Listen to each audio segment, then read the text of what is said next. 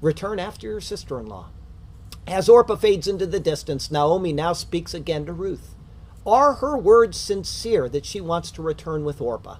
Or are they a final test of her allegiance to the God of Israel? I will tell you that the latter is certainly correct. She has already, several times and in various ways, shown that following the Lord requires understanding that hard times come with worshiping Him. Her words that Orpah has gone back to her people and to her gods means that she wasn't willing to accept this premise. And she felt that the God of Moab would be more responsive to her physical needs and desires than the Lord would be. And this is exactly, I mean exactly, what drives people from Christianity or a right exercise of it. We're self-centered beings, and what we desire most is gratification and satisfaction in the right now. People will walk away from the faith because of all types of reasons. A perfect example is the loss of a dear loved one. They will blame God for their sadness.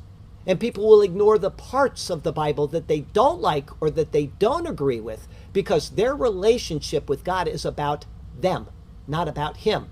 I saw that on Facebook this past week with a lady. I have a couple people in here that happen to follow along with that post and made their own comments. It was all about her relationship with Him, not how He is trying to work in her life.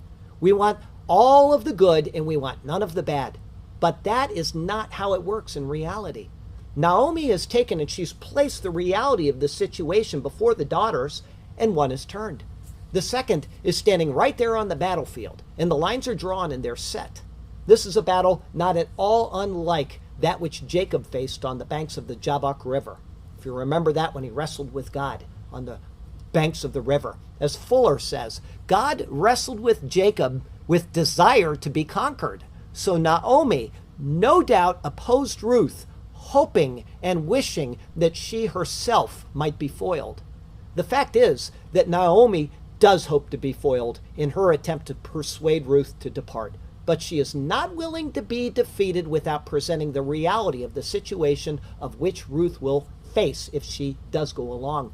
She must continue to embrace the God she had when life was much sweeter. Would she be willing to do so? And the answer is yes, and it comes in one of the most memorable passages in the entire body of sacred scripture. It is comparable to the words of Esther before her time of fasting and trial, and it is comparable to the words of Job when he was told to curse God and die. Ruth's words are even as confident and as faithful as those of Mary as she spoke out the words of the Magnificat.